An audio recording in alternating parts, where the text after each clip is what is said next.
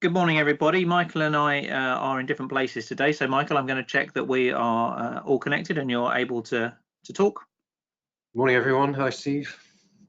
So I think the purpose of this webinar was just to bring people up to date on what's been a rapid moving political week and rapidly give you the latest update on that, and then a little bit on what we're going to do next week. So that's the objective, and then we'll provide an opportunity for question and answers. So I hope that you can see that what we're going to do this week is talk a little bit about the implications of the new withdrawal agreement, which was agreed since we last met. Obviously, it's had its second reading in Parliament, which means Parliament's agreed to discuss it and wants to discuss it, but they then decided they didn't like being pushed into discussing it very fast. So that means it's now paused, but it's open for discussion, and we'll talk about that. There's also been some developments on no deal planning, but Michael, I'll ask you to take people through them, and then we'll just give you the update on where we are on the readiness programme that the BIA has been organising before taking your questions. So I'm not sure, Michael, if we've got the ability to do the quiz. Let's do the quiz if we can do it. What do you think will happen by October 31st? We're asking this as a regular series of questions. Obviously, Halloween is less than a week away. Do you think there's going to be a deal? Brexit with no deal on the 31st, Brexit with a deal on the 31st, or a delay, no Brexit yet on the 31st? And obviously, we've been running this over the last period of time. I know that I encourage you to vote. We'll see where you're at on this, and see if you're in line with the gang Michael was talking to in Wales yesterday. Michael, do tell us, Georgina, when you think we should close the poll if people are largely voted. So we're at 94%, so maybe one or two others left to vote. Last ones, please. Let's go for it now. And can the grand jury reveal where people are at? Yeah, so 0% think we're going to Brexit with no deal, 0% think we're going to leave with a deal. It's 100% for a delay, Steve, which is what we saw in Wales. I was down in Cardiff talking to businesses down there yesterday, so that's quite a significant shift from where we've been in previous weeks, as you'll recall. And of course, we've been told no ifs, no buts will be out on the 31st. Obviously, we've had regular members looking at about 70 to 75% thinking there would be a delay.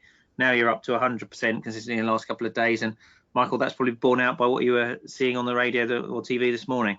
Well, that's right. So Chancellor Sajid Javid was on BBC Breakfast this morning. I'm sure many of you on the call will have seen that. He admitted that we're not going to leave on the 31st. So yeah, that's where we're at. So it looks like government have moved to the consensus position of industry in the last couple of days. We've got some more questions as we go through. So what's going on in terms of the latest situation? So the new withdrawal agreement came out the last weekend. It aims towards a free trade agreement. It keeps the old transition period, so transition period remains until the end of 2020. Obviously, that's a relatively tight schedule in which to agree a free trade agreement, although there is the possibility of extending it for a couple of years. It's interesting that it has in it the intention to maintain close alignment, which is in the political declaration both of Theresa May's government and of the Johnson government. And Michael's ragged out in green here the particularly important part for us, which the wording of the May agreement remains in the Johnson agreement. The parties will also explore the possibility of cooperation of the UK authorities and union agencies, such as the European Medicines Agency. So despite this being perceived as a more distant Brexit from the EU, the commitment to explore the possibility of cooperation remains. But the focus is on a free trade agreement. The backstop, the Northern Ireland backstop, is removed and replaced with some new things with regard to how Northern Ireland operates. Michael, anything you want to add at this stage? No, I don't think, Steve. Let's keep going. So in the transition period, if a deal was done, and we're unsure, well, if the deal went through Parliament, was ratified by the European Parliament, remember that alignment would continue for the period at least until the end of December 2020. So all of these things listed here would continue to happen. But remember, unlike some other sectors, we have a regulatory step-down position rather than a standstill position, because this is the nature of the withdrawal agreement that was agreed some time ago by the May government. So it would mean that the UK couldn't participate in EU institutions or bodies, couldn't be a leading authority. The MHRA can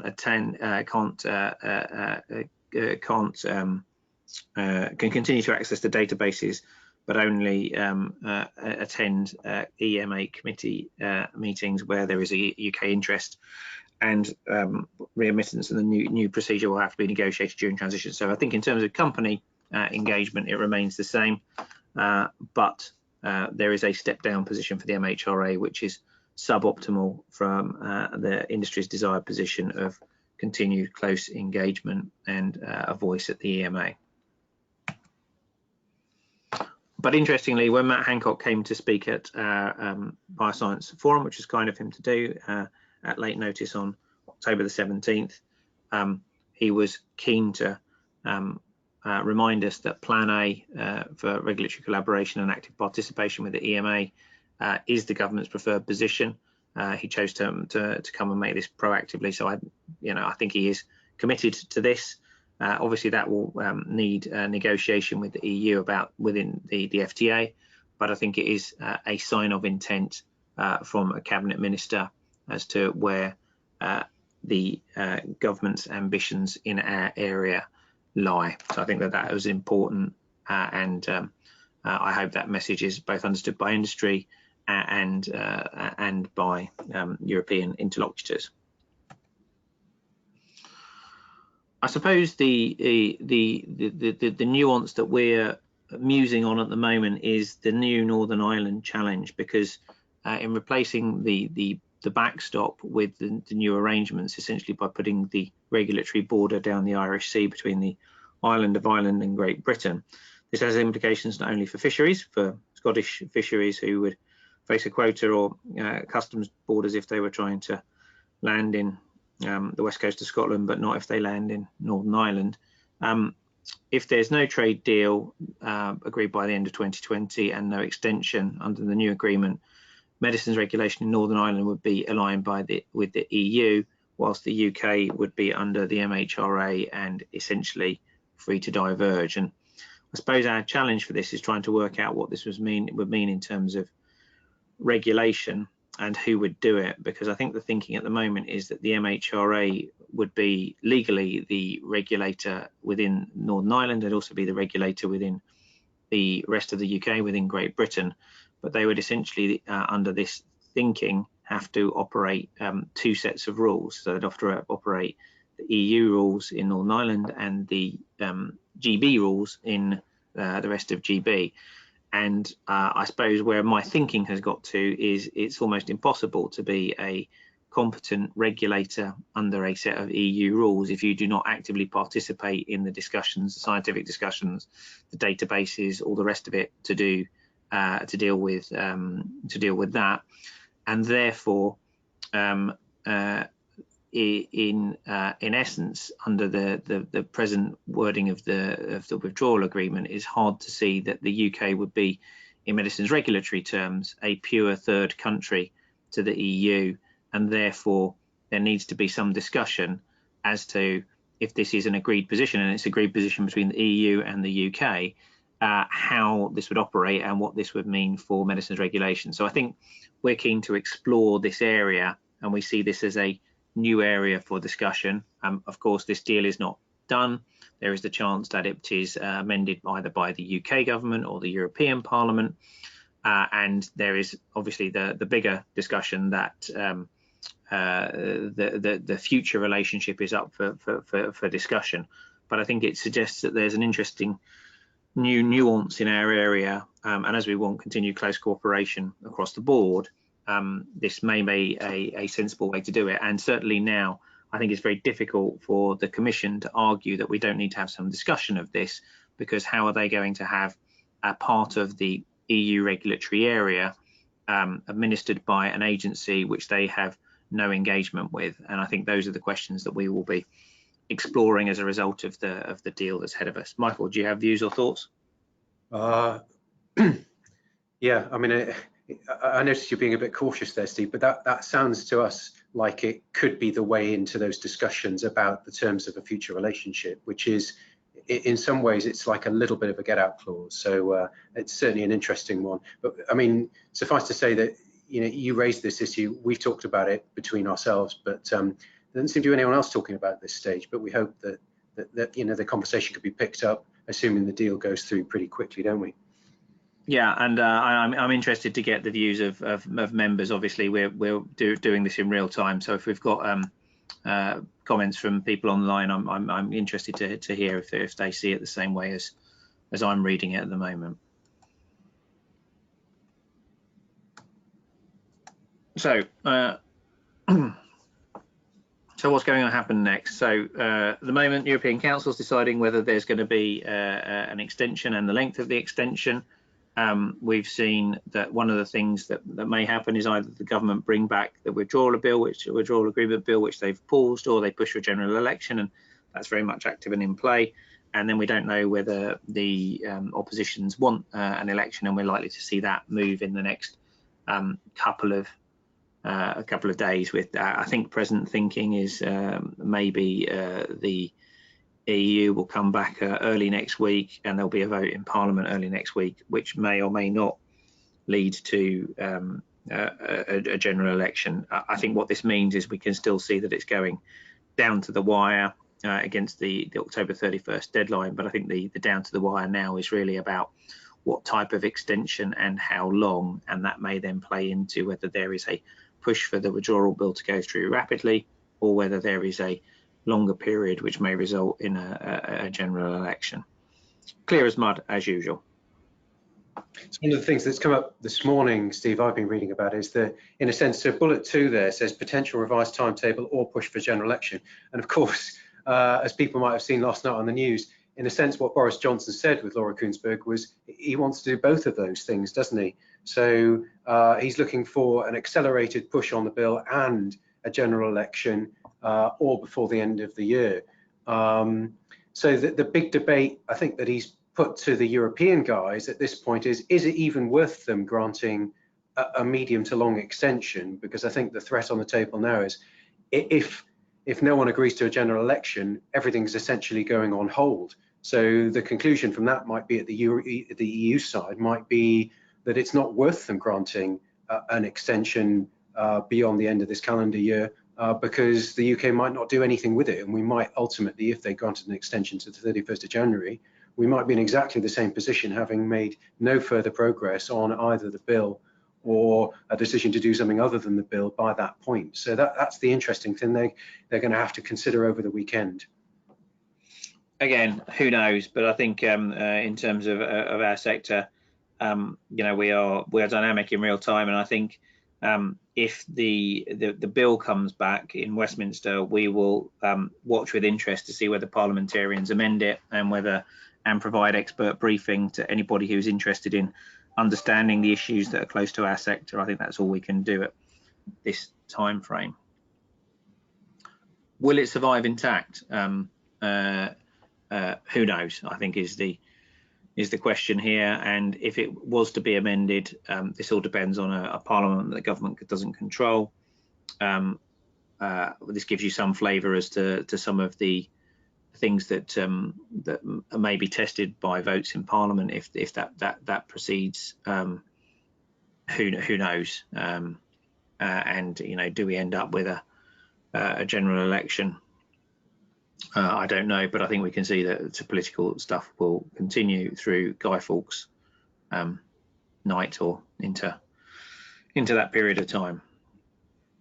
Of course, the key thing that legally is important for us to remember, and particularly for those of us who are involved in medicine supply planning, is it is still legally possible that things unravel and no deal happens next week, because if the EU don't, for whatever reason, decide to grant an extension, I think this is a vanishingly small chance, but it is a legal position. So we put it on there, and importantly for those of us who are ensuring medicine supply, until we are absolutely legally clear that it's off the table, although none of us are expecting it to be. We have to work on the principle that it is possible that things could go horrendously wrong next week. I think it's unlikely, but I'll leave it there for you to be aware. Michael, do you want to take us through some of the no deal planning that's happened in the last week, perhaps hidden by some of that politics? Yeah, could do. Should we do one of the other polls before we get into that, Oh, Steve? good thinking. Yeah. What's your biggest? Which one do you want to do? Should we do? Well, we got two left, haven't we? So, how ready do people feel, and which areas of greatest concern? So, which one of those do you think? What's first on your batting order? I think we could do either, couldn't we? So, the biggest area of concern? Yeah. People will be familiar from this if we've done it, because we've done it over the last couple of webinars. So there are 4 areas which correspond with the way that both Office of Life Sciences government is kind of running through the implications of no deal, and the way we've structured it on our Brexit portal, which people might have looked at. So the first area, regulation and IP, then you've got customs, tax and trade, all of those kind of cross-border issues. You've got R&D and funding, and then lastly, people employment, so those immigration issues. So yeah, be really grateful if people could choose one of those 4 options. The votes are coming in.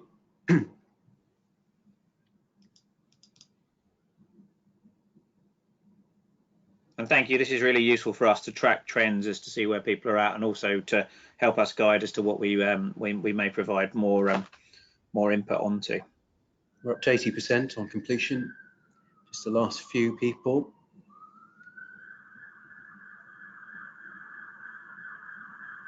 All right, I think everyone who's going to vote has voted. So the results are, Steve, I don't know whether you can see them on your screen, can you? But we've got...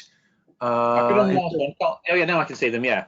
Well, I'll read them out. So first place on this call is customs, tax and trade, so 42%, followed by regulation and IP, 26%, and then tied for third place, R&D funding and people and employment. So thank you very much for people for voting on that. So we've got an emphasis on customs, tax and trade there, those cross-border issues, which we've got some additional detail actually on in terms of no deal planning. Just in introducing the kind of the latest news on no deal planning, just worth noting this. So this is what we're going to cover today. So 5 points. We've got some new guidance from MHRA. We've got details on ferry and freight services, national supply disruption response, something on import procedures from HMRC, and just a quick note on the Home Office consultation on potential points-based systems. So those are the 5 areas. But all of these updates, I've pulled off the bulletin that Office for Life Sciences send around at the end of every week, which I'd really encourage people to sign up for if you haven't already. Links to sign up are on our Brexit portal. They send a kind of a detailed note around every week telling us what has changed in terms of official government advice on no deal planning. So that's where this comes from. So let's go through those in turn then. So MHRA have issued new guidance on specific, well, firstly on encouraging people to register to make submissions if there is a no deal Brexit. So they're asking people to register. They can access the MHRA submissions portal to enable you to start making submissions from day 1 to MHRA in a no deal scenario. So that process is now open, and guidance how to register and gain access can be found on the MHRA submissions page on gov.uk. Also on the MHRA pages, these are all linked to from our portal. If people just want to go to the reg page, our sub-page on our portal, all the details are on there, is a section on temporary exemptions in relation to pharmacovigilance system master files uploading. So they've just given some details about a temporary exemption, so to give people time to adjust to the new procedures and the formatting of those master files. So go and check that out if that's relevant to your business. The second area, which we've obviously spent a huge amount of time planning for and talking about over the last couple of months, is the government freight options. So both of these freight services are pretty much ready to go now. So you remember there are 2 types of freight service that the government's put in place as a contingency. The first is the kind of the bulk freight capacity for all sectors, and tickets can now be booked for that kind of those big container ferry system. So, and the map on the right-hand side on that screen shows the routes that have been announced. So those are kind of the non-short straits routes. So they've identified options at Teesport, Hull, Killingham, Felixstowe, Harwich, Tilbury, Portsmouth and Poole, going to different destinations on the continent. So those routes are available now for people to book. So you'll remember that you will have, if you're eligible to use these services, you should have been sent a letter by Department of Health asking you to register for those services. If you don't think you've got the letter or you haven't registered yet, please email btraderready@dhsc.gov.uk and they'll help you get registered for that. The second service is the express freight service, which is specific to the life sciences sector. And this is the rapid flight-based service where contracts have been awarded to couriers now, UPS, DFDS and BioCare, and that's for next day delivery or 48-hour for larger loads, for people who need rapid transit options for small consignments, temperature control products and specialist services. So remember, both those services are really designed for suppliers if suppliers' own contingency measures don't work. But if you think you might have a need for them, please register if you haven't already. The next area is just a note about the National Supply Disruptions Response. So people, I'm sure, are familiar that this kicks in. It's not just for Brexit. It's available and set up and ready for any disruption to medicine supply. And this has now been readied and activated in anticipation that there could be some disruption potentially in relation to a no-deal exit on the 31st. So the call centre is ready and waiting for people to tell DHSC if they envisage any significant disruption from any source, and they are on hand to provide specific advice and to provide alternative options to existing supply routes. So that's really the coordination unit, which people can phone now if they have any concerns about supply arrangements. The free phone number's on the screen, and there's an email as well if people need it. The other thing in borders, in terms of borders, is the simplified customs procedures. So it's just a note to say that HMRC have automatically registered 95,000 VAT registered business for the simplified import and export procedures. That's transitional simplified procedures. That allows traders to 6 months to pay import duties and submit custom declarations. So you may, if you're VAT registered, been sent notification about that from HMRC. If you haven't received a letter, there are instructions on how to register for TSP on gov.uk. And if you're not a VAT registered business, but you still import goods from the EU, you can still register for it, so it's worth having a look at that. And the last thing to say in terms of updates this week, people may want to comment on this. So the Home Office has got a consultation open on the terms of a potential Australian-style points-based immigration system. The Migration Advisory Committee has issued a call for evidence, and that closes on the 9 AM on the 5th of November 2019, so Guy Fawkes Day. So it'd be worth having a look at that. There's a simple survey which you can fill in, talking about things like salaries and people you employ and bring into the country from overseas. So we'd encourage people to look at that if you think it's relevant. Tell me when you want to stop, Steve. The next slide is just really a summary of the advice from government. Michael Gove said end of last weekend, that because we don't have a deal, the Operation Yellowhammer, the no deal contingency operation, is in full effect. So this is just a reminder of the 5 things that colleagues in government have asked our sector to do. So you'll have seen these before. Sign up for email alerts from gov.uk, following the kind of the 7-point checklist to find out which areas might affect your business or your organisation. Specifically look at tariffs that you could be liable to, but remember, of course, that most of our sector's products and devices will likely be 0 rated. Prepare for customs and VAT procedures. I've just talked about that. Have a look at the regulatory stuff from MHRA. There's very detailed guidance on gov.uk about what will change from a regulatory perspective. And make sure you check out the Home Office pages on right to work checks and how to support your EEA and European Economic Area citizens who work for you. That's it, Steve. Thanks. No, thank you, Michael. And I think you can see there's quite a lot of technical stuff that's still moving. It's sort of ironic that as everyone understands that there's unlikely to be no deal next week, all of the stuff that was planned for the disruption we expected through the short states is sort of ready. But hey ho, that's where we're at. I think the other thing that we should be aware of is if through doing this people have got any questions or any thoughts around things that government could do in a practical sense that are easements to businesses that are facing a lot of new red tape. I think that they have a willingness to be open to the suggestion that things could change process-wise within government. And if people have got thoughts, having been through either some of the no deal planning or some of the regulatory stuff, technical suggestions, we may be able to pass on and help with. But thank you, Michael. I think it's useful just to spend a few minutes on that.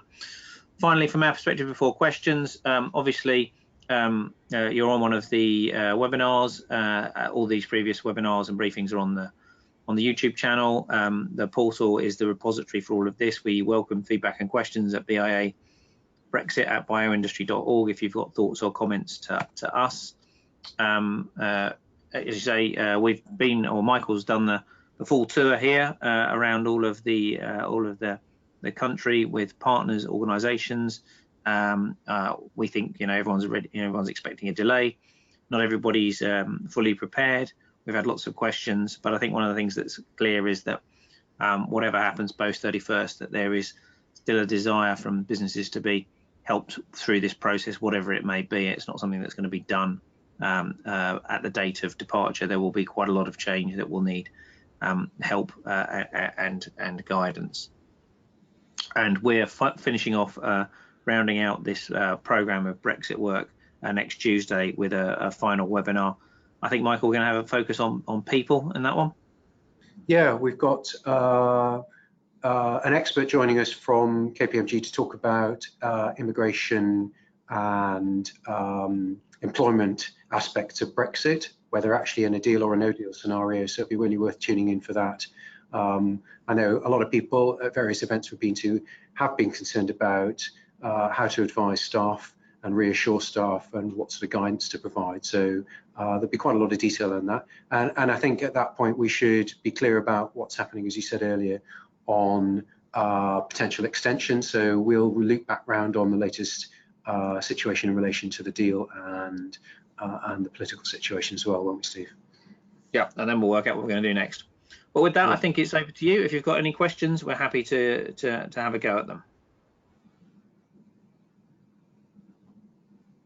Do please type your messages into the chat box and we will.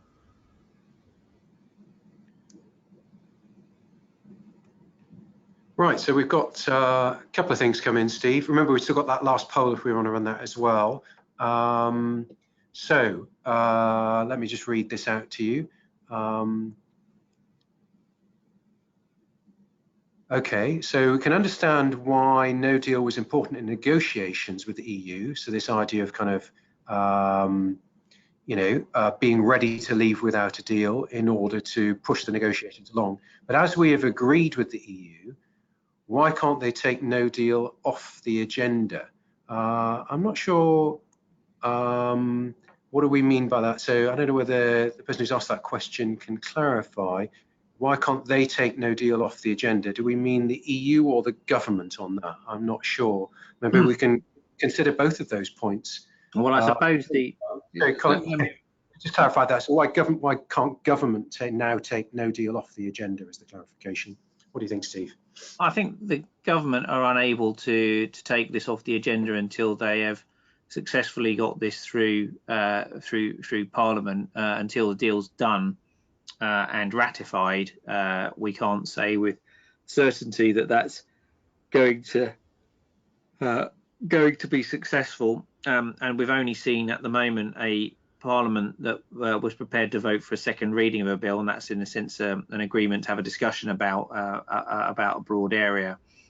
It's quite entirely possible that amendments that would be unacceptable to one side of the fragile coalition that includes, if you want, Labour MPs that wants to get Brexit done, and Conservative MPs who don't like it, the fact there's a deal and would probably prefer no deal, are in a voting lobby together. If you had an amendment which potentially got the support of the House towards a customs union, and you can see that there was quite close with that last time round, that might mean that the Spartans, the Conservatives who want a purer deal, would walk out the other side. So although there was lots of talk of there being a vote in Parliament to support, in fact it was a vote to have a discussion about whether they'd support bill.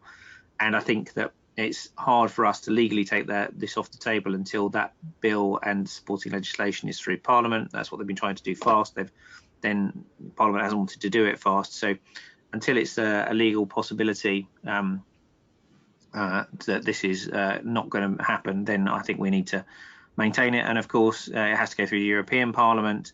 And at the moment, that hasn't even been tabled there, so we don't know where that's going to get to.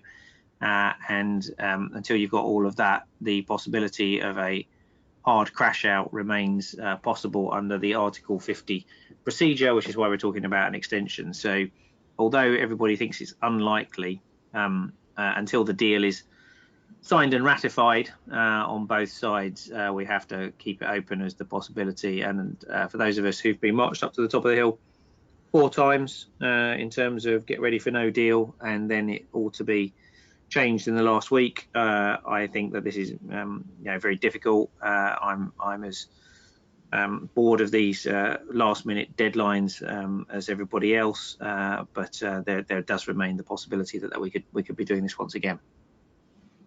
Yeah, that's exactly right, Steve. I mean, I suppose from my perspective, I just reinforce the point that the government isn't able to take no deal off the table, unfortunately, because as you said, Steve, it is the legal default. It's the legal default until the deal goes through and is ratified on both sides. And it's actually the legal default at the end of the transition period, even if we sign a deal with the EU. So, the government isn't able to do that. It is, as you say, in the legislation and is in ultimately the EU treaties that, if we don't leave with a deal, the alternative is no deal. So the government can obviously make a very clear position that it doesn't want that, but it can't guarantee it, unfortunately. Okay, got a second question here, Steve. This doesn't sound good, if I'm honest. I asked a question from HMRC on transitional simplified procedures application, and their response was that they would not reply before 5 working days. If no deal happens, how will they be able to support business? So, yeah, I mean, I guess that in a way that's quite a rhetorical question. What I will say is I will pick that up directly with colleagues in the Office for Life Sciences who have made, great play in saying that the government is ready to respond to our sector's concerns and any questions. I suppose my question in response to that question is, by what means did you contact HMRC? Was that via the Be Trader Ready email address at DHSC? Because that's our dedicated support team that's been set up specifically to look at trader issues. If that was the response you got from that email inbox, I'd be very disappointed, if I must say. So I don't know if the person who asked that question could just send me a private message saying which part of HMRC they're contacted. That would be good to know, actually. Yeah, I think Michael, I'm unsurprised that we've got challenges around HMRC detail responses. I think this has put a heavy strain on all aspects of government. And there are still bits which there is not detailed answers for. You can see the cabinet ministers are unsure of the detail of the deal. The things like simplified trade. I've got the name wrong. Simplified procedures. Yeah. They've changed the policy on that, and now they're doing it automatically for everybody, and they've done that in the last week. So there is a fair degree of fluidity, and the thing that people most want, which is detailed answers on particular questions, are the hardest things for them to do. And the part of the organisation in government that's struggling the most to do it, I think, is HMRC.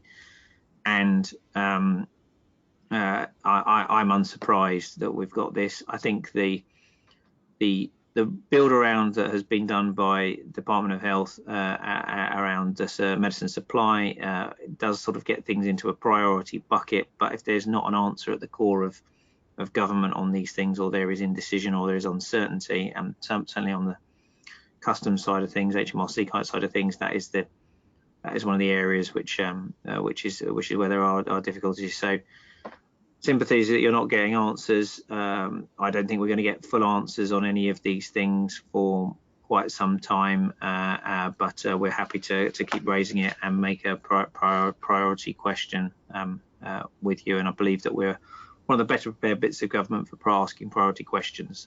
Whether that means we get actual answers that are useful remains to be seen. Yeah, I'd say if you're not getting any kind of response that you want from government, do please drop us a line and we'll pick it up on your behalf. Okay, good.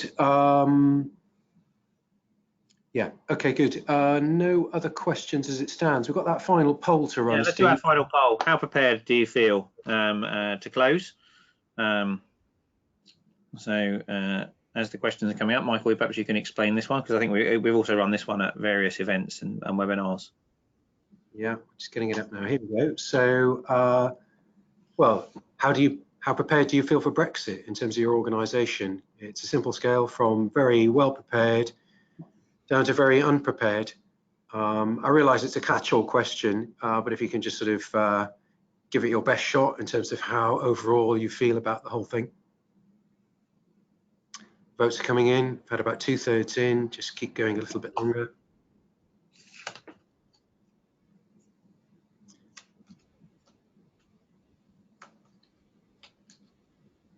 Last 5 seconds.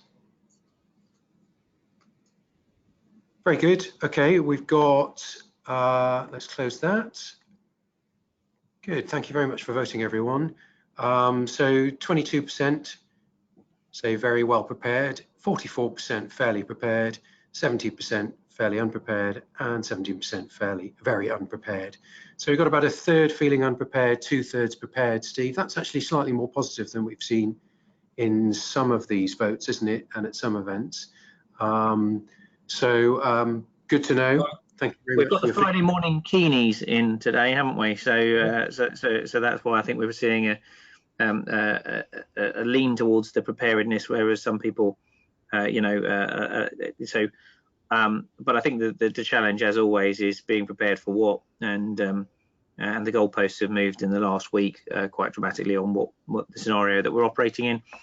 We live and roll with that, and I appreciate members doing that. I appreciate your engagement with us. I hope you found this useful, and we'll update again on Tuesday, where we may be into a different world, and we'll certainly summarise on the people stuff. So thank you very much for your time. I hope you found it useful.